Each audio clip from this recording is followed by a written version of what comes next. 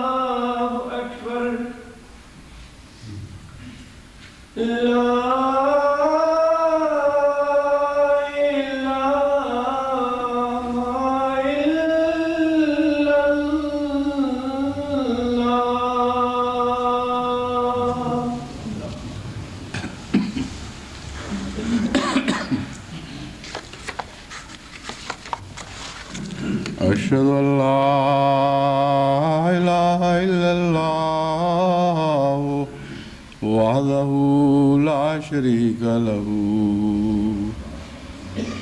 وأشهد أن محمدا عبده ورسوله. أما بعد فأعوذ بالله من الشيطان الرجيم.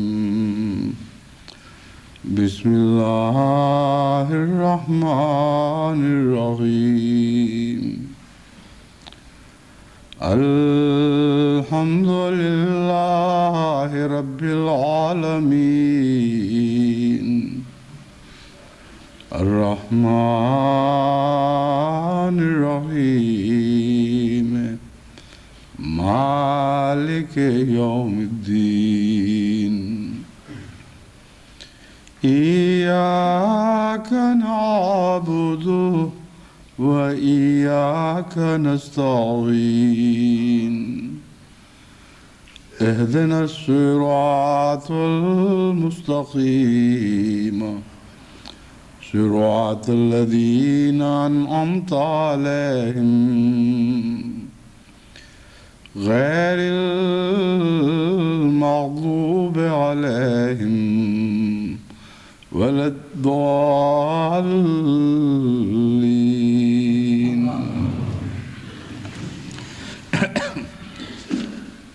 خطبات میں مضامین کے جو سلسلے چلتے ہیں ان میں بعض دفعہ یہ دقت پیش آتی ہے کہ بعض واقعات ایسے گزرتے ہیں جن پر فوری تبصرہ ضروری ہوتا ہے، اور جن کے سے متعلق جماعت کو بعض دفعہ نصیحت کرنی پڑتی ہے، بعض دفعہ تحریک کرنی پڑتی ہے، بعض دفعہ ان کی رہنمائی کرنی پڑتی ہے.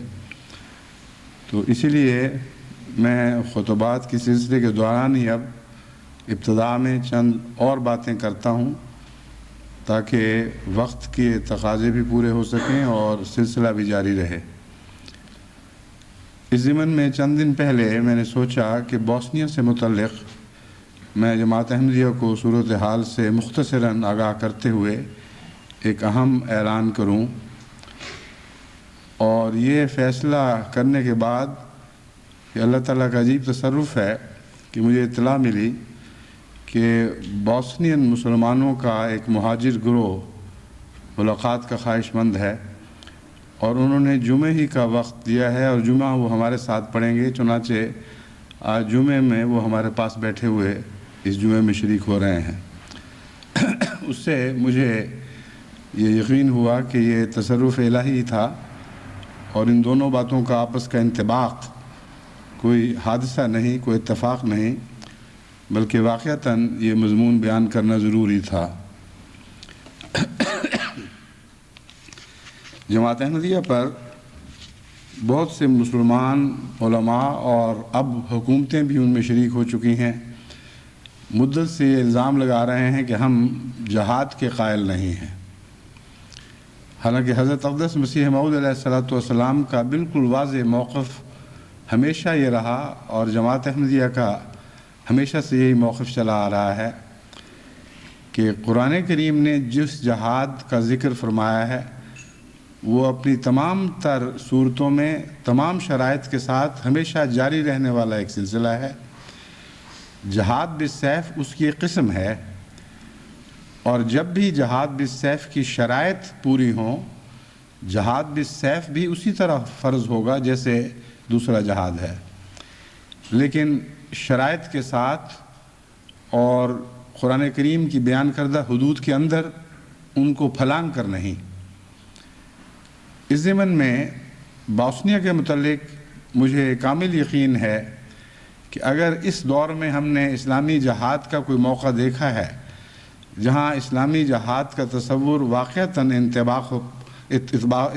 منطبق ہوتا ہے تو وہ بوسنیا کی صورتحال ہے. اس سے پہلے افغانستان کے متعلق بھی بہت جہاد کی باتیں ہوئی ہیں، لیکن ایک فرق ہے بوسنیا اور افغانستان کے حالات میں. افغانستان میں اس وجہ سے افغان باشندوں کو اپنے ملک سے دربدر نہیں کیا گیا کہ وہ مسلمان ہیں، کیونکہ جو پیچھے رہ گئے تھے وہ بھی مسلمان ہی تھے، اور محض اسلام کی بنا پر ان کو ملک سے باہر نہیں نکالا گیا. ہاں، چونکہ وہ طاقت جس نے افغانستان کے اندرونی معاملات میں دخل دیا اور اپنے نظام کو افغانستان پر ٹھوسنے کی کوشش کی، وہ طاقت ایک بے دین طاقت تھی.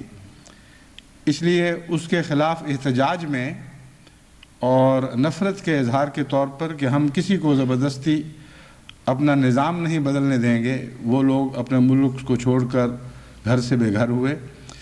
یہ جہاد کی ایک قسم قرار دی جا سکتی ہے، اس میں ہرگز کوئی شک نہیں، لیکن بہنی وہ جہاد نہیں جس کا قرآن کریم میں کھلم کھلا ذکر ہے.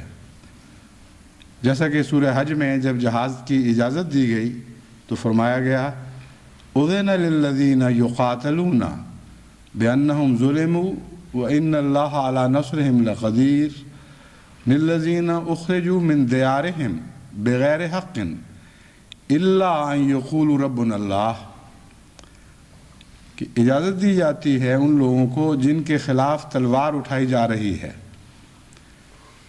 اور ظلم کے طور پر اٹھائی جا رہی ہے۔ کوئی حق نہیں ہے تلوار اٹھانے والوں کو۔ وہ لوگ جو اپنے گھروں سے نکالے گئے محض اس وجہ سے کہ انہوں نے کہا اللہ ہمارا رب ہے، یعنی دین کی خاطر، خدا کی خاطر، محض یہ وجہ دشمنی کی تھی، ورنہ اور کوئی دنیاوی دشمنی نہیں تھی۔ بوسنیا میں جو مسلمانوں کا قتل عام ہو رہا ہے اور بے انتہا مظالم ہو رہے ہیں، ان میں صرف اسلام وجہ ہے۔ چنانچہ مغربی قومیں بھی اور ان کے تمام تمام نشریاتی ادارے بھی بار بار مسلمان کا ذکر کرتے ہیں اور قومی ذکر نہیں کرتے۔ چنانچہ بعض دفعہ بعض ناقدین نے ان کو متوجہ بھی کیا، انہوں نے کہا تم کیوں بار بار مسلمان کہتے ہو، یہ کیوں نہیں کہتے کہ بوسنیا کے خلاف سربز نے حملہ کیا ہوا ہے۔ تو جو لوگ جانتے ہیں وہ جانتے ہیں کہ یہاں بوسنین اور سرب کی لڑائی نہیں، بلکہ سربین اور بوسنین کی لڑائی نہیں، بلکہ بوسنین کے اسلام کی وجہ سے بوسنیا سے نفرت کی جا رہی ہے۔ اور جس رنگ کے مظالم وہاں توڑے جا رہے ہیں وہ بلا شبہ ہٹلر کے دور کو بھی شرماتے ہیں۔ بعض ایسے جرائم کا ارتکاب ہو رہا ہے، اسلام کی دنیا کی ظلم کی تاریخ میں ایسے ابواب کا اضافہ ہو رہا ہے جو اس سے پہلے نہیں دیکھے گئے تھے یا سنے گئے تھے۔ بس بوسنیا کی صورتحال اس آیت کریمہ کے تابع جس کا میں نے ذکر کیا ہے، یعنی سورہ حج کی آیت جس میں اذن للذین کے ذریعے مسلمانوں کو، بعض مظلوموں کو بعض خاص حالات میں تلوار اٹھانے کی اجازت دی اور اس کو خدا کی خاطر جنگ قرار دیا ہے، اور یہ وعدہ فرمایا ہے کہ ان اللہ علی نصرہم لقدیر، تم کمزور ہو، مظلوم ہو، گھروں سے بے گھر کیے گئے ہو، لیکن ہم تم سے یہ وعدہ کرتے ہیں کہ اگر تم خدا کی خاطر اس اجازت کے پیش نظر اپنے دفاع میں تلوار اٹھاؤ گے تو اللہ تمہاری نصرت پر قادر ہے، وہ جب چاہے گا تمہیں فتح عطا فرمائے گا۔ تعجب کی بات ہے کہ جماعت احمدیہ پر الزام لگانے والے بے محل اور بے موقع جہاد کی باتیں کرتے ہوئے تھکتے نہیں، مگر آج جب جہاد کا موقع ہے تو تمام اسلامی حکومتیں اس بارے میں خاموش ہیں، اور کسی میں طاقت نہیں ہے کہ اٹھ کھڑی ہو اور سر عام دنیا کو للکار کر کہے کہ یہ موقع ایسا ہے جہاں اسلام نے جہاد کی اجازت دی ہے، اس لیے ہم اس حق کو استعمال کریں گے۔ تمام کے تمام ایسی بڑی طاقتوں سے مغلوب ہیں اور ان کے محکوم ہیں، ان کے ساتھ غلامانہ تعلق رکھتے ہیں کہ جو ان کو خدا سے بھی زیادہ طاقتور دکھائی دیتی ہیں، اور جہاں اللہ تعالیٰ کے احکامات کے تقاضے ایک طرف ہوں اور ان حکومتوں کی رضا کے تقاضے دوسری طرف ہوں، وہاں خدا کی بالادستی کو ایک طرف چھوڑ کر جس کے قائل ہیں، اور بالآخر ہر ایک کو قائل ہونا ہی پڑے گا، ان کی بالادستی کے تابع ہو جاتے ہیں، یہ انہیں نزدیک دکھائی دیتی ہے۔ جیسے پنجابی میں کہتے ہیں اللہ نزدیک ہے، بڑے بیہودہ قسم کا محاورہ مگر ہے کہ خدا نزدیک ہے کہ مکہ، تو جہاں اپنے مطالب دکھائی دے وہاں مکہ نزدیک دکھائی دیتا ہے اور خدا دور دکھائی دیتا ہے۔ اسلامی جہاد انفرادی طور پر شرائط کے بغیر نہیں ہو سکتا، اور کسی ایسی سرزمین پر نہیں ہو سکتا جس سرزمین کا قانون وہاں کے رہنے والوں اور باشندوں کو اس کی اجازت نہ دے۔ اس لیے وہ لوگ جو امریکہ میں مسلمان بستے ہیں وہ مجبور ہیں، ان کے متعلق یہ الزام نہیں لگایا جا سکتا کہ وہ خدا کی بالادستی کو ترک کر کے دنیا کی بالادستی کو قبول کر رہے ہیں، کیونکہ خود اللہ تعالیٰ نے انہیں اس بات کی اجازت نہیں دی کہ ملکی قانون کے خلاف بغاوت کرو اور پھر جہاد کرو۔ چنانچہ حضرت اقدس محمد مصطفیٰ صلی اللہ علیہ وآلہ وسلم نے مکے میں رہتے ہوئے مسلمانوں کو جہاد کی اجازت نہیں دی، ایک بھی ایسا واقعہ نہیں ہے۔ تمام ظلم کی تاریخ میں جب حضرت محمد رسول اللہ صلی اللہ علیہ وآلہ وسلم نے مکے میں بسنے والے مظلوموں کو اجازت دی ہو کہ تم یہیں رہو اور ان کے بالا قانون کی مخالفت کرتے ہوئے ان کے خلاف تلوار اٹھاؤ۔ ہجرت کا حکم اسی لیے ہے کہ جب تم ایک ظالم حکومت کے تابع ہو، اگر تم جہاد کرنا چاہتے ہو تو تمہارا پہلا فرض ہے کہ وہاں سے نکلو، اور پھر ایسے آزاد علاقے میں جہاں تمہارے قوانین، وہاں کے قوانین تمہیں اجازت دیتے ہوں یا قانون خود تمہارے قبضہ قدرت میں ہوں، وہاں اس کا انتظام کرو۔ بس یہ اولین فرض مسلمان حکومتوں کا ہے۔ امریکہ میں بسنے والے مسلمان یا یورپ میں بسنے والے مسلمان یا ایسے ممالک میں بسنے والے مسلمان جہاں کہ قانون ان کو اس قسم کی جد و جہد کی اجازت نہیں دیتے، وہ مبرہ ہیں، اور قرآن کریم اور سنت کے مطابق ان پر کوئی حرف نہیں۔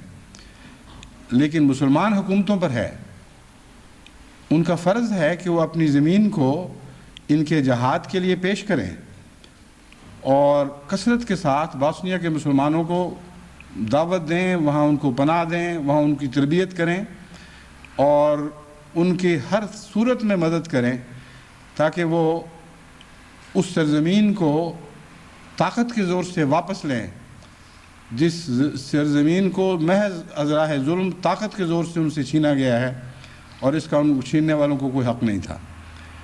اور بنا اختلاف کی اسلام ہے، خدا کا نام ہے۔ عزت بیگ جو بوسنیا کے اس مسلمان صدر ہیں، ان کے خلاف جتنی نفرت کی مہم چلی ہے اور جو ظلم و ستم کا سلسلہ جاری ہوا ہے، یہ اس بنا پر ہے کہ انہوں نے جو الیکشن جیتا بوسنیا کا، وہ اسلام کے نام پر جیتا ہے، اور شروع سے آخر تک جھگڑا ہی اسلام کا ہے۔ بس پاکستان ہو یا ٹرکی ہو یا ایران ہو، ان کا اولین فرض ہے کہ بوسنیا کے مہاجرین کو قبول کریں، بجائے اس کے کہ ان کو یورپ میں جگہ جگہ غیر اسلامی حکومتوں میں پناہ لینے پر مجبور کیا جائے۔ ان کا احسان ہے جو پناہ دے رہی ہیں۔ غیر اسلامی حکومتوں کی پناہ لینا جرم نہیں بلکہ سنت سے ثابت ہے۔ حضرت اقدس محمد مصطفیٰ صلی اللہ علیہ وآلہ وسلم کے زمانے میں پہلی ہجرت حبشہ کی طرف ہوئی، جہاں ایک غیر اسلامی عیسائی حکومت تھی۔ اس لیے یہ بات خوب کھول کر بتانا چاہتا ہوں کہ یہ کوئی اعتراض نہیں ہے کہ غیر اسلامی ممالک میں وہ پناہ لیں۔ اعتراض صرف یہ ہے کہ مسلمان ممالک کا اولین فرض ہے کہ نہ صرف ان کو پناہ دیں بلکہ جہاد کی تیاری کے سلسلے میں ان کی ہر طرح مدد کریں۔ پاکستان بڑے دعوے کرتا ہے کہ ہم نے افغانستان کے جہاد میں عظیم الشان قربانیاں دیں اور اپنی سرزمین ان کے لیے پیش کر دی۔ اللہ بہتر جانتا ہے کہ نیتیں کیا تھیں۔ ہمیں تو یہی دکھائی دیتا ہے کہ امریکہ کی رضا کی خاطر، امریکہ کی تائید سے وہ زمین ان کے سامنے پیش کی گئی، اور جب تک امریکہ کی مدد شامل حال تھی وہ جہاد جاری رہا۔ جب امریکہ نے ہاتھ اٹھا لیا تو پاکستان نے بھی ہاتھ اٹھا لیا۔ امر واقعہ یہ ہے کہ سیاسی دنیاوی تقاضے تھے جن کی خاطر مدد دی گئی ہے، لیکن بیچ میں کچھ نیک لوگوں کی نیک نیتیں بھی ہوں گی، اس میں ہرگز کوئی شک نہیں کہ جب ایک عام جہاد شروع ہوتا ہے تو بہت سے لوگ محض للہ اس میں شامل بھی ہو جایا کرتے ہیں۔ اس لیے ہم کوئی عمومی فتویٰ نہیں دے سکتے کہ اس جہاد میں جو شامل تھے ان کے دنیا کے تقاضے تھے، دنیا کی خاطر انہوں نے کام کیے۔ پاکستانی فوج میں بھی ایسے ایسے جوان ہوں گے جنہوں نے خالصتاً للہ کسی رنگ میں اس میں حصہ لیا اور قربانیاں پیش کیں۔ بس ایسے لوگ تو یقیناً اللہ سے جزا پائیں گے، مگر امتحان کا وقت اس وقت آتا ہے جب ایک ہی قسم کی صورتحال دوبارہ پیدا ہو اور دوسری صورتحال میں بات کھل جائے اور ننگی ہو جائے۔ بس اگر امریکہ کی رضا حکومت پاکستان کے پیش نظر نہیں تھی اور خدا کی رضا تھی، تو آج خدا کی رضا کا پہلے سے بڑھ کر تقاضا ہے کہ باسنیا کے مظلوم مسلمانوں کی اس سے بڑھ کر مدد کی کوشش کرو جو تم نے اپنے افغان بھائیوں کی تھی۔ وہاں ان کو بلایا جائے، ان کو خوش آمدید کہا جائے، ان کے یتامہ کو ایسے خاندانوں میں تقسیم کیا جائے جو محبت کے ساتھ، پیار کے ساتھ ماں باپ کا حق ادا کر سکیں، اور پھر ان کے جوانوں کو فوجی تربیت دی جائے، ہر قسم کی مدد دی جائے۔ اور اس سلسلے میں سمجھتا ہوں کہ اولین فرض پاکستان، ترکی اور ایران کا ہے۔ یہ تینوں حکومتیں مل کر یہ پروگرام بنائیں، بجائے اس کے کہ ہر ایک اپنے اپنے نہج پر الگ الگ مدد یا تیاری کا سلسلہ شروع کرے۔ اور یہ کرنا نہ صرف یہ کہ اسلام کے منشا کے عین مطابق ہے، بلکہ دنیا کے آج کے قوانین اور یونائٹڈ نیشنز کے قوانین کے بھی بالکل مطابق ہے، اور دنیا کی کسی طاقت کو اس پر اعتراض کا حق نہیں ہے، کیونکہ اس سے پہلے افغانستان کے معاملے میں یہ مثال پوری طرح قائم ہو چکی ہے۔ زیادہ سے زیادہ ان کو یہ خوف ہوگا کہ امریکہ اعتراض کرے گا۔ امریکہ کیسے اعتراض کرے گا؟ اس نے تو خود جہاد کے نام پر افغانستان کی مدد کی ہوئی ہے۔ امریکہ کی مدد کے سہارے تو پاکستان نے یہ سلسلہ آگے چلایا تھا، اور پاکستان کی سرزمین میں جہاد کرنے والے تیار ہوتے تھے اور افغانستان پر حملہ کیا جاتا تھا۔ یہ جب نظیر قائم ہو گئی، یونائٹڈ نیشنز کے کسی ممبر نے، کسی بڑی یا چھوٹی حکومت نے اس پر اعتراض نہیں کیا، اور سب سے طاقتور حکومت جو یونائٹڈ نیشنز کی ممبر ہے وہ اس سلسلے میں سب سے زیادہ ذمہ دار تھی۔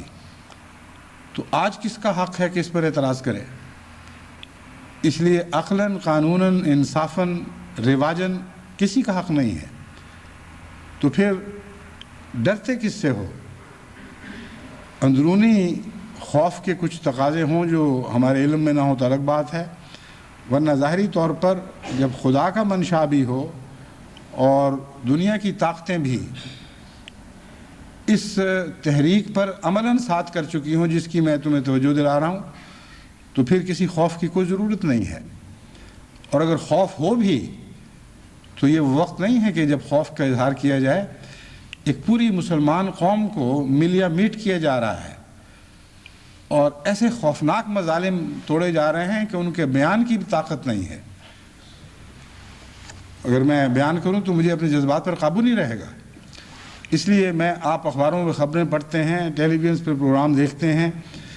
جہاں تک جماعت احمدیہ کا تعلق ہے، اگر پاکستان کی حکومت ایسے جہاد کا اعلان کرتی ہے جس میں پاکستانی بھی شریک ہوں، تو میں تمام احمدیوں کو تحریک کرتا ہوں کہ وہ بڑھ کر اس میں حصہ لیں اور بتائیں کہ ہم اسلامی جہاد میں کسی سے پیچھے رہنے والے نہیں، بلکہ صف اول میں آگے بڑھ کے لڑیں گے۔ اور یہ پہلے بھی ہو چکا ہے۔ جب بھی اسلام کے تقاضے کسی جہاد کا اعلان کرتے ہیں، یہ جہاد کی تحریک اسلامی تقاضوں کے مطابق ہوتی ہے، تو جماعت احمدیہ خدا کے فضل سے کبھی کسی سے پیچھے نہیں رہی، بلکہ ہمیشہ آگے بڑھ کر قربانیاں پیش کی ہیں۔ بس اس موقع پر بھی جماعت احمدیہ کے لیے اعلان ہے، اور باقی دنیا کی جماعتوں کے لیے میں یہ اعلان کرتا ہوں کہ سرب جو مہاجر آئے ہیں ان کے ساتھ محبت کا سلوک کریں، ان سے تعلقات قائم کریں، ان کی ضرورتیں پوری کرنے کی کوشش کریں، اور ان کے ذریعے اگر ان کے بچے مل سکتے ہوں تو ان کے بچوں کو پالا جائے۔ مغرب میں بعض دقتیں، قوانین کی دقتیں ہیں، ان سے متعلق ہم نے غور کیا ہے، اور میں سمجھتا ہوں کہ ان دقتوں کے باوجود احمدیوں کے لیے ممکن ہے کہ وہ سرب بچوں کو اپنائیں اور ان کے لیے ماں باپ سے زیادہ محبت کا سلوک کرنے کی کوشش کریں، ان سے ماں باپ سے بڑھ کر محبت کا سلوک کرنے کی کوشش کریں، کیونکہ وہ للہ مظلوم ہیں۔ اور اپنے بچوں سے محبت کرتے وقت تو آپ کے طبی تقاضے ہیں، اس میں بھی نیکی ہوتی ہے اگر خدا کی خاطر محبت کی جائے، مگر ایسے بچے جو محض خدا کی خاطر یتیم بنائے گئے ہوں، یہ وقت ہے کہ ان سے غیر معمولی محبت اور پیار کا سلوک کیا جائے، اور احمدی گھروں میں زیادہ سے زیادہ ان کو اپنایا جائے۔ بس جن ممالک میں قانونی روک کوئی نہیں ہے، وہاں تو احمدیوں کے لیے کوئی مشکل نہیں کہ ان بچوں کو اپنا لیں۔ جہاں قانونی روکیں ہیں وہاں ایک صورت ہو سکتی ہے کہ عارضی طور پر امانتاً وہ بچے لیے جائیں. مستقل بچہ دینا، ایڈاپٹ کرنا جس کو کہتے ہیں، یہ نہ تو اسلام میں ویسے ایڈاپشن جائز ہے، یعنی ان معنوں میں ایڈاپشن کہ گویا وہ جائیداد میں بھی شریک ہو جائے گا اور جو قوانین انسانی تعلقات کے ہیں وہ اس بچے پر بھی اطلاق پائیں گے اور اس کے منہ بولے ماں باپ پر بھی اطلاق پائیں گے. یہ ایڈاپشن ہے جس کے لیے جس کی راہ میں بہت دقتیں ہیں، اور احمدیوں کو ایسی ایڈاپشن میں دلچسپی بھی کوئی نہیں، کیونکہ یہ خلاف اسلام ہے. ہم امین بن کر بچوں کو اپنے پاس رکھنا چاہتے ہیں، اور ان کے نتیجے میں نہ ہمیں ملکی حقوق حاصل ہوں گے کسی قسم کے، نہ ان بچوں کو کوئی ایسے حقوق حاصل ہوں گے جو قرآن کریم کے جاری کردہ نظام وراثت پر اثر انداز ہوں. بس اس پہلو سے ان حکومتوں کی طرف سے بھی ایک رستہ کھلا موجود ہے، اور وہ امانتاً وہ بچے سپرد کر دیتے ہیں، بعض دفعہ تھوڑی دیر کے لیے، بعض دفعہ لمبے عرصے کے لیے. چنانچہ 5 10 سال 15 سال بھی اگر ان بچوں کی خدمت کی توفیق مل جائے تو ایک بہت بڑی خدا تعالیٰ کی طرف سے سعادت ہوگی. تو یورپ کے ممالک میں ہر احمدی کو چاہیے یہ کوشش کرے اور ان مظلوموں سے تعلقات قائم کرے اور ان کی انسانی سطح پر ہر ضرورت پوری کرنے کی کوشش کرے، اور جو ضرورتیں ان کی طاقت سے بڑھ کر ہوں اور کسی اور طرف سے پوری نہ ہو رہی ہوں ان سے متعلق جماعت کو متوجہ کریں. انشاءاللہ تعالی جماعت اس معاملے میں اپنے مظلوم بھائیوں کی ہر طرح مدد کرنے کی کوشش کرے گی.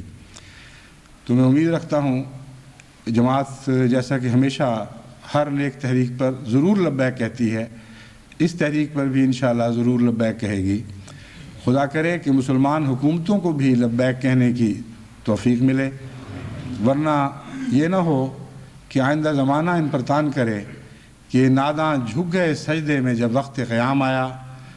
پہلے قیام کی باتیں کیا کرتے تھے جب سجدوں کا وقت تھا، اب قیام کا وقت آیا ہے تو سجدوں میں جا پڑے ہیں. یہ بے محل اور بے ترتیب بے سلیقہ باتیں مومن کو زیب نہیں دیتی. اب وقت ہے اسلامی جہاد کا. اس جہاد میں تمام اسلامی ملکوں کو پوری طرح حصہ لینا چاہیے اور غیر اللہ کے خوف کو بالکل دل سے نکال دینا چاہیے. دوسری بات میں یہ عرض کرنا چاہتا ہوں کہ USSR کے سابقہ علاقوں اور ریاستوں میں جماعت احمدیہ کو میں نے نصیحت کی ہے اور کئی رنگ میں نصیحت کی ہے کہ وہ اپنے تعلقات بڑھائیں. اس سے پہلے ایک تحریک کی تھی پچھلے خطبے میں کہ بعض صاحب علم دوستوں کی مختلف پروفیشنز میں مہارت رکھنے والے افراد کی بعض مسلمان یا غیر مسلم ریاستوں کو بھی ضرورت ہے، اور ان کے بعض نمائندوں نے ہم سے رابطہ پیدا کیا ہے اور خواہش کی ہے کہ جماعت صاحب علم دوست جن کا میں ذکر کر چکا ہوں اپنے اپنے مضمون سے تعلق رکھنے والے اپنے نام پیش کریں. ایک اور اعلان یہ کرنا ہے کہ بہت سے ایسے USSR کے ممالک ہیں جہاں کی یونیورسٹیوں میں تعلیم کا معیار خدا کے فضل سے بہت اونچا ہے اور بہت کم خرچ پر وہاں طالب علم اعلیٰ تعلیم حاصل کر سکتے ہیں. اس لیے بجائے اس کے کہ مغربی یونیورسٹیوں کی طرف مشرق کے باشندے بھاگیں، یعنی امیر ملکوں کی جو کیپٹلسٹ ممالک ہیں ان کی یونیورسٹیوں کی طرف بھاگیں. یہ وقت ہے کہ یہ مشرقی یورپ اور USSR کی ریاستوں میں تعلیم حاصل کرنے کے لیے کوشش کریں. جماعت احمدیہ اس سلسلے میں ہر طرح تعاون کرے گی. مرکزی طور پر ہم نے کافی کیے ہیں. میں سمجھتا ہوں افریقہ کے غریب طلباء کے لیے بھی بہت اچھا موقع ہے، اور پاکستان، ہندوستان، بنگلہ دیش وغیرہ کے طلباء کے لیے بھی بہت اچھا موقع ہے. ہمارے تعلقات خدا کے فضل سے بڑھ رہے ہیں اور میں امید رکھتا ہوں کہ جماعت احمدیہ کی سفارش پر ایسے طلباء کو جو ذہین ہوں اور علم کی ایک بنیاد قائم کر چکے ہوں، اس بنیاد پر اعلیٰ عمارتیں تعمیر کرنے کے بہت اچھے مواقع فراہم ہوں گے، اور اللہ کے فضل سے ان علاقوں میں اسلام کا پیغام پہنچانے کی بھی توفیق ملے گی۔ بس جو طلباء بھی خواہش مند ہوں اپنے اپنے ملک کے سیکرٹری تعلیم یا ناظر تعلیم وغیرہ سے رابطہ قائم کر کے تو مکمل کوائف ہمیں بھجوائیں۔ اس عرصے میں جو معلومات ہمیں مہیا ہو چکی ہیں وہ ہم مختلف ممالک کو بھجوا دیں گے، جو معلومات حاصل ہوں گی مختلف ممالک کو بھجواتے رہیں گے، تاکہ اگر ممکن ہو تو وہیں کی حکومتوں، وہیں جو مختلف ان ممالک کے نمائندے موجود ہیں، سفیر موجود ہیں، ان سے رابطے کے ذریعے اگر وہ اپنے داخلوں کا انتظام کر سکتے ہیں تو شوق سے کریں۔ یہ ضروری نہیں ہے کہ صرف مرکز کی وساطت سے یہ کام ہو، جس ملک میں آسانی سے کام ہو سکتا ہے مرکز کی مدد لیے بغیر وہیں کرنا چاہیے، کیونکہ یہاں اور بھی بہت سے کام ہیں، لیکن جن کو ضرورت ہو ان کو ضرور مدد دی جائے گی انشاءاللہ۔ تو طلباء بھی اللہ تعالیٰ کے فضل کے ساتھ جائزہ لیں، جن کو توفیق ہے کہ وہ پورے خرچ برداشت کر سکتے ہوں وہ خود کریں، کیونکہ خرچ زیادہ نہیں ہے۔ لیکن اگر کوئی غریب طالب علم ہوں جو خرچ برداشت نہ کر سکتے ہوں، لیکن ان کا تعلیمی معیار یہ تقاضا کرتا ہو کہ ان کو اونچی تعلیم دلانی چاہیے، ان کو انشاءاللہ تعالیٰ جماعت بھی مدد دے گی۔ اس لیے جنہوں نے درخواستیں یہاں بھجوانی ہوں اور کچھ مدد کے بھی طالب ہوں جو جائز ہے، تو وہ اپنے نظام کی معرفت ایسی درخواستیں بھجوائیں۔ ایک اور تحریک یہ کی گئی تھی کہ احمدی تاجر ان ملکوں سے تجارتیں کریں اور اپنے نمائندے بھیجیں، جائزے لیں، انڈسٹریز قائم کریں۔ اس ضمن میں جو میں نے وفد لیتھوینیا بیلوروشیا بھجوایا تھا، اس وفد کی رپورٹ خدا کے فضل سے بہت ہی خوشگوار ہے، اور بعض وفود دیگر ریاستوں میں بھی گئے ہیں، وہاں سے بھی اچھی اطلاعات ملی ہیں۔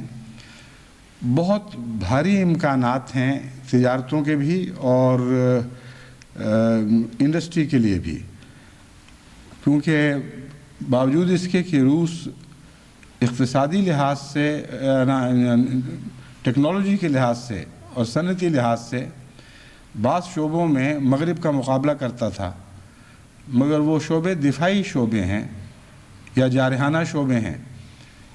جو روزمرہ کے انسانی فوائد سے تعلق رکھنے والے صنعتی شعبے ہیں ان میں روس بہت پیچھے رہ گیا، اور زیادہ تر ان کی اقتصادیات دانتوں اور ناخنوں کو پالنے پر لگی رہی ہے۔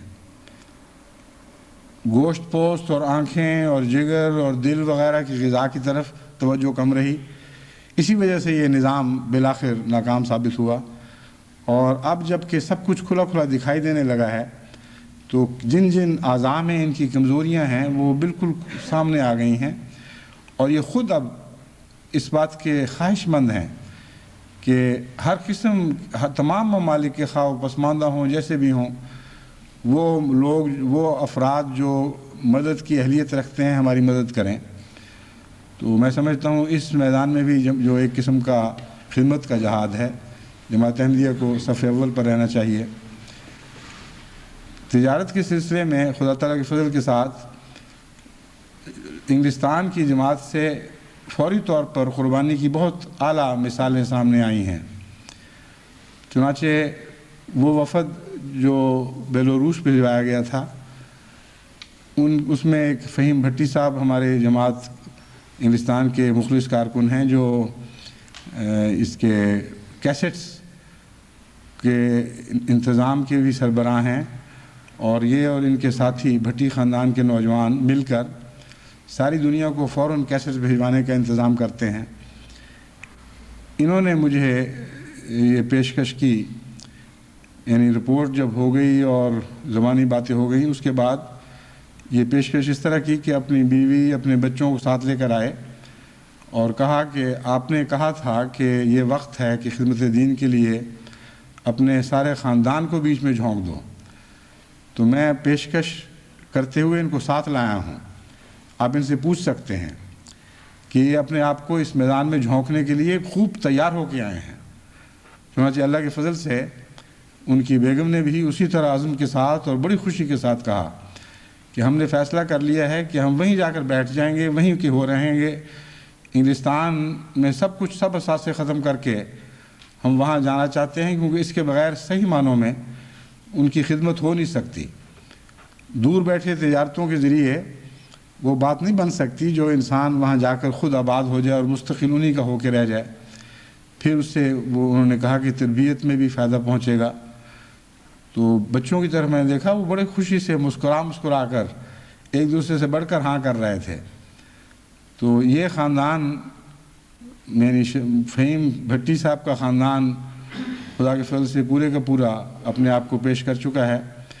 اس کے بعد دوسرے دن ان کے دوسرے بھائی تشریف لے آئے کہ میری طرف سے بھی یہی خواہش ہے، وہ اپنے خاندان کو لے کے آئے کہ ہمارے بھائی نے جو کام کیا ہے ہم اس سے پیچھے نہیں رہنا چاہتے۔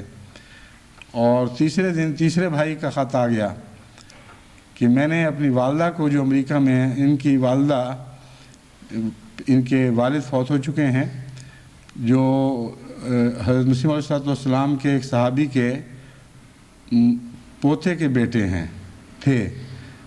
چنانچہ ان کی وفات کے بعد مکرم محترم شیخ مبارک احمد صاحب سے ان کی والدہ کی شادی ہوئی۔ چنانچہ انہوں نے یہ بتایا کہ میں نے اپنی والدہ کو فون کیا اور بتایا کہ میرے 2 بھائی وفات کر چکے ہیں، میں تیسرا ہوں اور میری بھی خواہش ہے۔ تو والدہ نے کہا کہ اور اس سے کیا زیادہ چاہیے، میری اپنی یہی خواہش تھی کہ میرے تینوں بیٹے خدمت دین میں استعمال ہوں، تو ضرور کرو۔ چنانچہ ایک ماں کے یہ تینوں بچے تو اللہ تعالیٰ کے فضل سے اس میدان میں آگے بڑھ چکے ہیں، اور میں امید رکھتا ہوں کہ باقی جو دنیا کے مخلصین ہیں وہ بھی اس نیک مثال کی پیروی کرتے ہوئے کوشش کریں گے کہ اپنے خاندان کا ایک حصہ ان ملکوں میں آباد کر دیں، کیونکہ حقیقت میں جب تک وہاں مستقلاً بیٹھا نہ جائے اس وقت تک خطوں کی دعوت کے ذریعے تجارتوں سے اتنا فائدہ حاصل نہیں ہو سکتا۔ دنیاوی فائدہ تو کسی حد تک ہو جائے گا، لیکن جو دینی مقاصد اس کے ساتھ ملک ہیں وہ نہیں پورے ہو سکتے۔ تو میں امید رکھتا ہوں کہ انشاءاللہ اس سلسلے میں بھی مختلف خاندان اپنے نمائندے خود بھیجیں گے اور خود فیصلہ کریں گے کہ کس ملک میں ان کا بیٹھنا وہاں رہ جانا بہتر ہوگا اور کیا طریق اختیار کیا جائے۔ اس سلسلے میں جماعت پر بوجھ نہ ڈالا جائے، بلکہ خاندان یہ بوجھ خود اٹھائیں۔ ہاں اگر مشورہ کرنا چاہتے ہوں کہ ہمیں کہاں جانا چاہیے تو اس سلسلے میں ہم انشاءاللہ ان کو ضرور مشورہ دیں گے۔ ان تینوں بھائیوں نے تو مجھ پر چھوڑ دیا تھا کہ ہمیں جہاں چاہتے ہیں وہاں آباد کر دیں۔ چنانچہ ان کے لیے جگہ متعین ہو چکی ہیں، انشاءاللہ اب قریب یہ لوگ اپنے اپنے آئندہ ملکوں میں جو للہ ان کا وطن بنایا جا رہا ہے ان میں جا کر یہ انشاءاللہ خوب اچھی طرح اپنے اور اسلام کے قدم مضبوط کریں گے۔ تو باقی دوست بھی جو مشورہ چاہتے ہیں انشاءاللہ ان کو مشورہ دیا جائے گا۔ اب میں گزشتہ مضمون کو پھر سے شروع کرتا ہوں۔ وقت تھوڑا رہ گیا ہے لیکن جتنا ہو اتنا ہی انشاءاللہ تعالی بیان کرنے کی کوشش کروں گا۔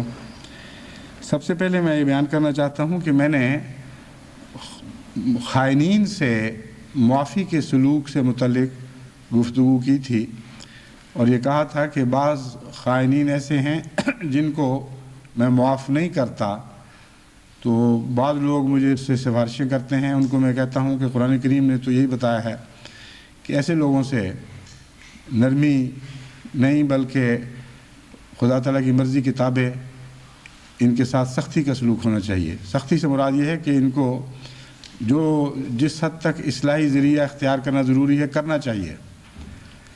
اس کا ہرگز یہ مطلب نہیں کہ ہر قسم کے خائن کی ہر خیانت ناقابل معافی ہے، قرآن کریم سے ثابت ہے کہ بعض خائنین کی خیانتوں سے متعلق خود اللہ تعالیٰ نے حضرت صلی اللہ علیہ وآلہ وسلم کو ارشاد فرمایا کہ ان کو معاف فرما اور ان کے درگزر سے کام لے۔ اس لیے میں وضاحت کرنا چاہتا ہوں کہ میرے ذہن میں وہ کون سے مواقع تھے جن سے متعلق میں سمجھتا ہوں کہ معافی کا حق نہیں ہے، یعنی اس موقع پر معافی کا حق نہیں۔ آئندہ توبہ کرنے والوں کے لیے تو خدا کے فضل سے معافی کے دروازے ہمیشہ کے لیے کھلے ہیں۔ مثلا مجھے خدا تعالیٰ نے بعض چیزوں کا امین بنایا ہے، ان میں بھی اس بات کا مجاز نہیں ہوں کہ اس امانت کو نظر انداز کرتے ہوئے، اس کے تقاضے نظر انداز کرتے ہوئے ذاتی طور پر اپنے دل کی نرمی سے کچھ فیصلے کروں۔ چنانچہ بعض دفعہ ایسا ہوتا ہے جیسا کہ بعض جرموں کی سزا کے وقت قرآن کریم نے متنبہ فرمایا ہے کہ ہم جانتے ہیں تم لوگوں کے دل نرم ہیں کیونکہ رؤوف الرحیم کے غلام ہو، محمد رسول اللہ صلی اللہ علیہ وسلم کی پرورش میں ہو، تو تمہارے دلوں کی نرمی اس سزا کی راہ میں حائل نہ ہو۔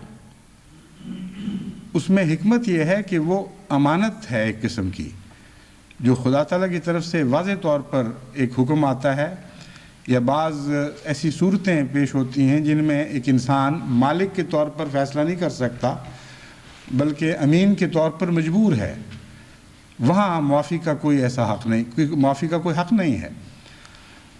مثلا قضا ہے، جو لوگ اپنے اس عہد کی خیانت کرتے ہیں کہ قضا کے پاس جاتے ہیں، قضا سے فیصلہ کروانے کے لیے اپنے آپ کو پیش کرتے ہیں، اور نیت بھی دراصل یہ ہوتی ہے بیچ میں سے کہ اگر ہمارے حق میں فیصلہ ہو جائے تو بسم اللہ، ہم اسے قبول کریں گے، اور اگر فریق ثانی قبول نہ کرے گا تو نظام جماعت کو مجبور کریں گے کہ ان سے زبردستی یہ فیصلہ منوایا جائے اور ہمارے حق میں جو بھی ہمارے حقوق بنتے ہیں وہ ادا کیے جائیں۔ لیکن اگر قضا خلاف فیصلہ کر دے تو ہم شور مچائیں گے کہ یہ ناانصافی ہے، یہ تقویٰ کے خلاف ہو گیا ہے، اور ہم جماعت سے تعاون کرنے سے انکار کر دیں گے۔ ایسی تمام صورتوں میں بھی تو ایک امین ہوں، میں نے بھی خدا کو جواب دینا ہے، اور خدا کی یہ امانت ہے میرے سپرد کہ قضا کے احترام کو قائم کروں اور قضائی فیصلوں کو یکساں چسپاں کروں، یکساں ان پر عمل درآمد کرواؤں، سوائے اس کے کہ کوئی اپیل آئے میرے پاس اور وہ فیصلہ بدلا جائے۔ جب تک وہ فیصلہ قائم ہے کسی فرد جماعت کا یہ حق نہیں ہے کہ اس سے روگردانی کرے۔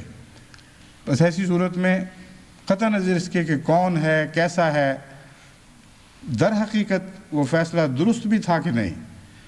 قضائی فیصلہ جب ہو چکا اور اپیلوں کے دور گزر گئے اور وہ فیصلہ قائم رہا تو اس کے بعد یہ خدا کا کام ہے دیکھنا کہ فیصلہ درست تھا کہ غلط تھا، بندوں کا کام نہیں ہے، اور جماعت بہرحال اس کی تنفیذ کروائے گی۔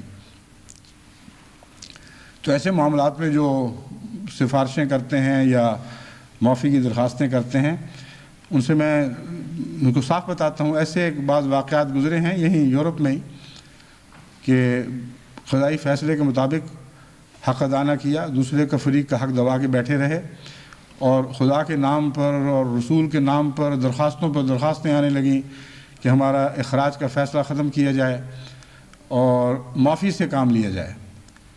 ان کو میں یہی لکھتا رہا کہ مجھے اختیار ہی کوئی نہیں جس معافی کا، میں کیسے دے سکتا ہوں، میں تو امانت دار ہوں، تو تمہاری خیانت کے اوپر میں بھی خائن بن جاؤں، یہ نہیں ہو سکتا۔ اسی طرح بعض لوگ بڑی خیانتیں کرتے ہیں، مثلا وقف کا عہد کیا ہے اور عہد توڑ دیا اور دنیا کی خاطر دین کو ترک کر دیا اور دنیا کو دین پر مقدم کر دیا۔ یہ معمولی بات نہیں ہے، یہ ان عہدوں میں سے ہے جن کا قرآن کریم میں ذکر ملتا ہے کہ تمہیں ان پر نگران بنایا گیا ہے۔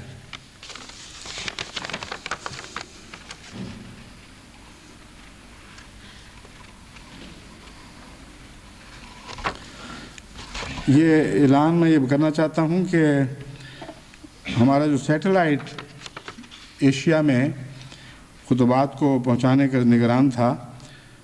بدقسمتی سے اس میں کچھ خرابی پیدا ہو گئی تھی، جس کی وجہ سے وہ خطبہ ایشیا کے ممالک میں نہیں جا رہا تھا. یورپ میں تو جا رہا ہے لیکن ایشیا میں نہیں جا رہا تھا. تو اطلاع ملی ہے کہ 5 منٹ پہلے 2:05 پر وہ رابطہ قائم ہو چکا ہے اور اس وقت خطبہ جا رہا ہے. اس ضمن میں یہ بھی اعلان کر دینا چاہتا ہوں کہ اس سے پہلے جب میں باہر دورے پر جاتا رہا ہوں تو یہ رابطے کٹ جاتے تھے. اب پھر مجھے انشاءاللہ کینیڈا دورے پر جانا ہے، تو میں پاکستان اور دیگر مشرقی ممالک کو یہ خوشخبری دیتا ہوں کہ خدا تعالیٰ کے فضل کے ساتھ اس دفعہ یہ رابطہ نہیں کٹے گا. اور جماعت کینیڈا نے یہ پیشکش کی ہے کہ ہمارے دورے کی وجہ سے اہل پاکستان کو خصوصیت کے ساتھ تکلیف نہیں ہونی چاہیے. اس لیے جماعت احمدیہ کینیڈا سارا خرچ برداشت کرے گی، اور نہ صرف پاکستان کے ساتھ رابطہ بحال ہوگا بلکہ نارتھ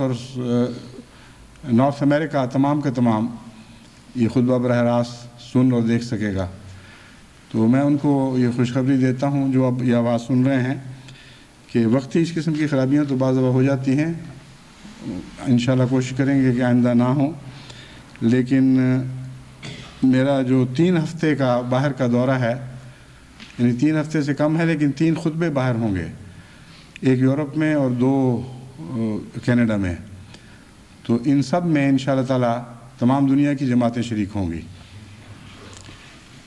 تو میں بیان کر رہا تھا کہ معافی کا معاملہ جہاں تک ہے خیانت کا، اس میں جو بڑے عہد ہیں اور بڑی خیانتیں ہیں ان میں خائن کے ساتھ نرمی کی اجازت نہیں ہے، ورنہ اس کے نتیجے میں بہت بڑے بڑے فساد واقع ہو جائیں گے. اور ایک جرم کی معافی کے نتیجے میں دوسرے لوگوں کو جرم کی جرت ہوگی. اگر واقفین کھلم کھلا اپنے عہد کو توڑتے ہیں، نہ مجبوری کی خاطر نہیں بلکہ اس وجہ سے کہ دنیا کے ادنا تقاضے ان کو زیادہ پیارے لگ جاتے ہیں، اور یہ بھول جاتے ہیں کہ ایسے ملکوں میں پہنچے ہیں جہاں دنیا کی نعمتیں موجود ہیں، مگر پہنچے وہ جماعت کی وساطت سے اور وقف کے صدقے سے پہنچے ہیں. ان کا کوئی حق نہیں ہے کہ وقف کو ٹھوکر مار کر دنیا کی نعمتوں کو گلے سے لگا لیں. یہ وہ خیانت ہے جس پر میں سمجھتا ہوں مجھے معاف کرنے کا کوئی حق نہیں ہے، سوائے اس کے کہ لمبے عرصے کے عذاب میں سے گزرنے کے بعد، یعنی روحانی عذاب میں سے گزرنے کے بعد جن لوگوں کا ضمیر زندہ ہو اور ان کو بے چین رکھتا ہو، پھر خدا تعالیٰ ان کی توبہ کو اس طرح قبول فرما لے کہ میرے دل میں بھی غیر معمولی طور پر ان کی معافی کی طرف توجہ پیدا ہو جائے، یا جو بھی خلیفہ آئندہ آئے اس کے دل میں یہ توجہ پیدا ہو، تو وہ الگ مسئلہ ہے.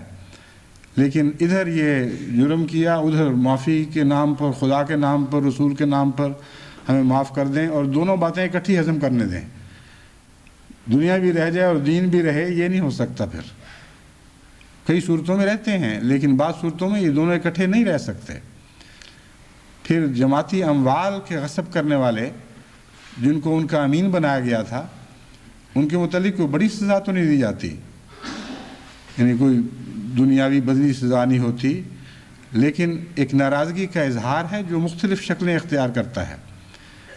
اس ناراضگی کے اظہار میں نرمی نہیں کی جا سکتی، کیونکہ اگر کی جائے گی تو جماعت کا تمام مالی نظام درہم برہم ہو جائے گا. دنیا میں نظام جماعت احمدیہ کے مالی نظام جیسا کوئی نظام نہیں ہے. آپ چراغ لے کر ڈھونڈیں، دن کو ڈھونڈیں، رات کو ڈھونڈیں، دنیا کے پردے پر سوائے جماعت احمدیہ کے ایسا عظیم الشان عالمی مالی نظام دکھائی نہیں دے گا جس میں ہر شخص شریک ہے. یعنی ہر شخص تو نہیں کہہ سکتے لیکن بھاری تعداد میں چھوٹے بڑے سب شریک ہیں، مرد عورتیں بچے سب شریک ہیں. اور پھر ان کی حفاظت کا سوائے تقوی اور دیانت کے کوئی انتظام نہیں. اور اللہ تعالیٰ کے فضل سے 100 سال سے جماعت ان اموال کی محض للہ حفاظت کر رہی ہے، اور اسی حفاظت کے برتے پر، اس مان پر، اس اعتماد پر کہ ہاں ہماری دولت امینوں کے ہاتھ میں ہے، لوگ کھل کھل کر اپنے بچوں کے پیٹ کاٹ کر بھی مالی قربانیاں پیش کرتے ہیں۔ یہ تقاضے اتنے عظیم ہیں کہ ان کو نظر انداز کر کے چھوٹی چھوٹی معافی کی جذباتی چٹھیوں پر میرا معاف کر دینا کوئی معمولی آسان بات نہیں ہے، بلکہ اکثر صورتوں میں بے اختیار ہوں۔ بس یہ میری مراد تھی، یہ نہ سمجھا جائے کہ ہر خیانت پر سختی کرنا لازمی ہے۔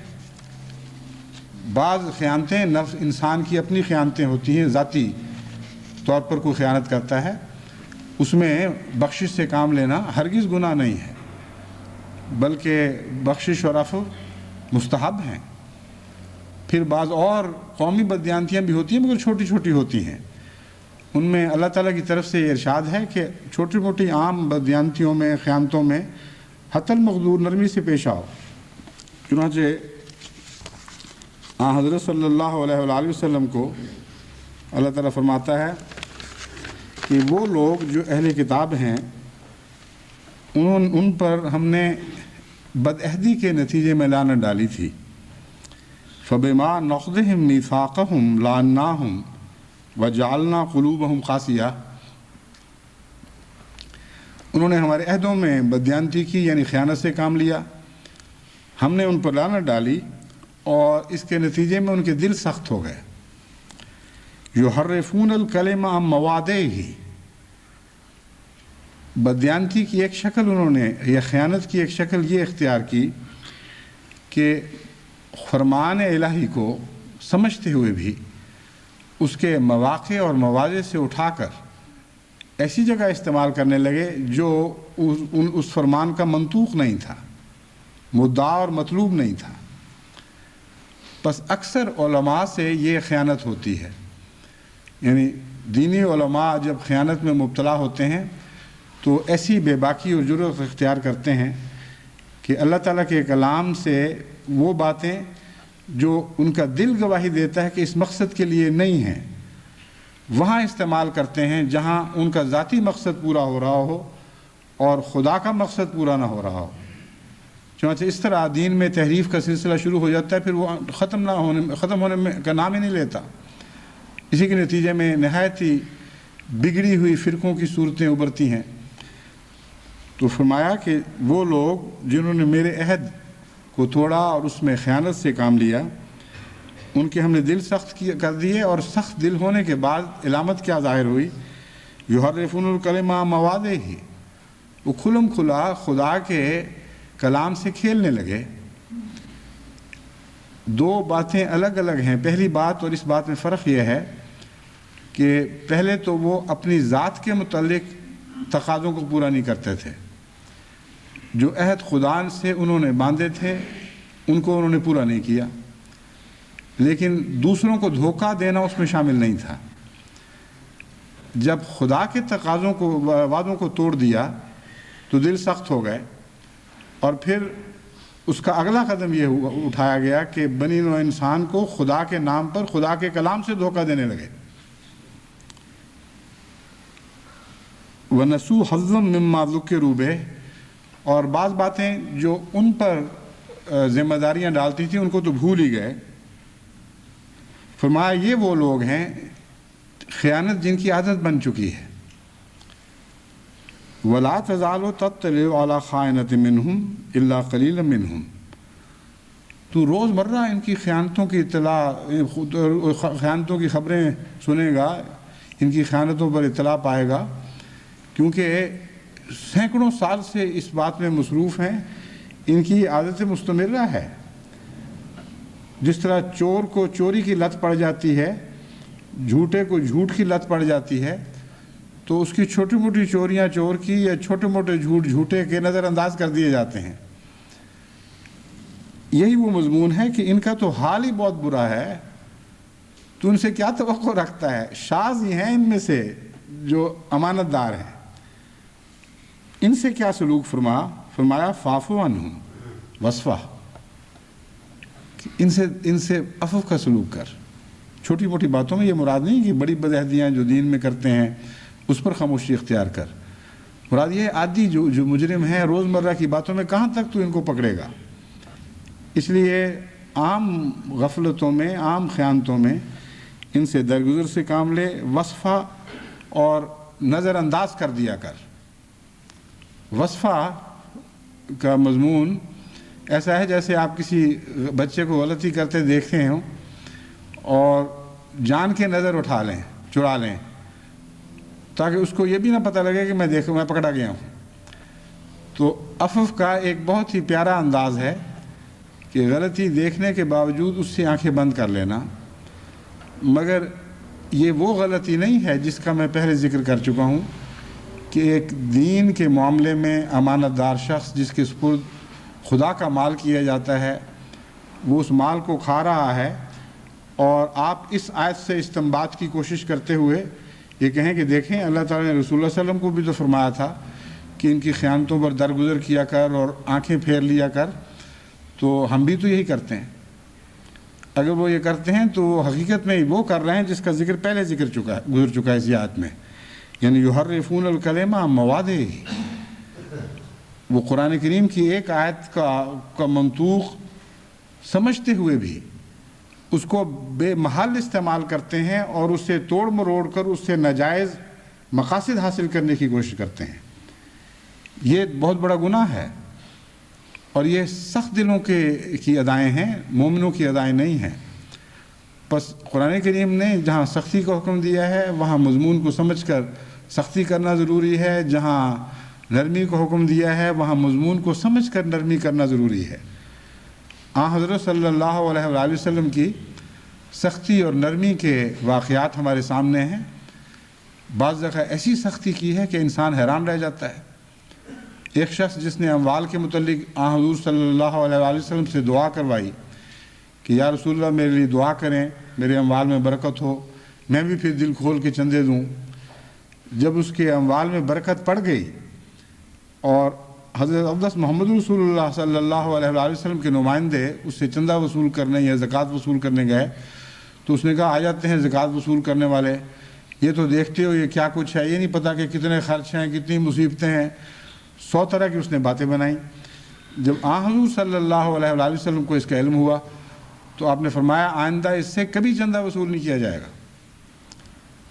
اس کے متعلق آتا ہے کہ وہ سال بہ سال پشیمان ہو کر بھیڑوں کے اور دوسرے مویشیوں کے غلے ہانگ کر لاتا تھا اور ہر دفعہ رد کر دیا جاتا تھا. یہاں تک کہ اتنی تعداد بڑھ گئی چندہ جو اس کے مال میں شامل ہو گیا کہ کہتے ہیں وادی پوری کی پوری ان مویشیوں سے بھر جایا کرتی تھی. مگر نہ حضور صلی اللہ علیہ وآلہ وسلم نے قبول فرمایا، نہ آپ کے بعد آپ کے خلفاء میں سے کسی نے قبول فرمایا. تو مواقع ہیں، ان مواقع کے مطابق کام کرنا چاہیے. اور اس آیت نے دیکھیں کتنا عمدہ تمہید باندھ دی ہے اس بات کی. عفو کی ہدایت فرمائی، درگزر کی ہدایت فرمائی، لیکن اس سے پہلے یہ مضمون بیان فرمایا یحرفون الکلم عن مواضعہ. جو بدبخت لوگ ہیں وہ ہیں جو ایک بات کو اس کے محل کے خلاف استعمال کرتے ہیں. مگر جو خدا کے پاک بندے ہیں وہ ہر بات کو موقع اور محل کے مطابق استعمال کرتے ہیں. بس جہاں عفو و درگزر کا موقع ہے حضرت محمد رسول اللہ صلی اللہ علیہ وسلم نے ہمیشہ وہاں عفو فرمائی اور درگزر سے کام لیا. جہاں خدا کی خاطر سختی کا موقع تھا وہاں سختی سے رکے نہیں، اور ساری زندگی آپ کی سنت سے یہی ثابت ہے. بس میں چاہتا تھا کہ اس غلط فہمی کو اگر یہ پیدا ہو گئی ہو دور کر دوں. عام حالات میں نرمی، مغفرت، رحمت سے نہیں روکا گیا، کیونکہ دراصل خیانت کا مضمون اتنا وسیع ہے کہ ہمارے روزمرہ کی زندگی میں اچھے بھلے نیکوں سے بھی کہیں نہ کہیں خیانتیں ہوتی رہتی ہیں.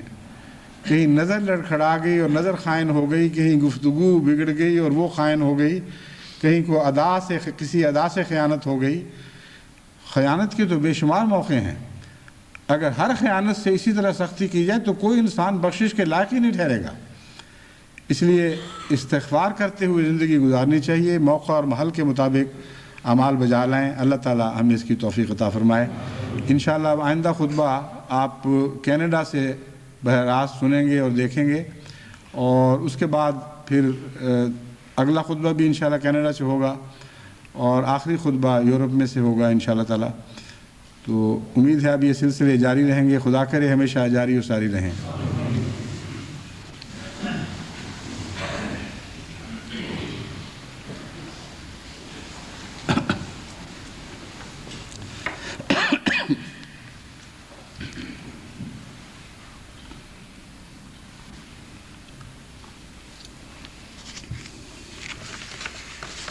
الحمد لله نحمده ونستعينه ونستغفره ونؤمن به ونتوكل عليه ونعوذ بالله من شرور أنفسنا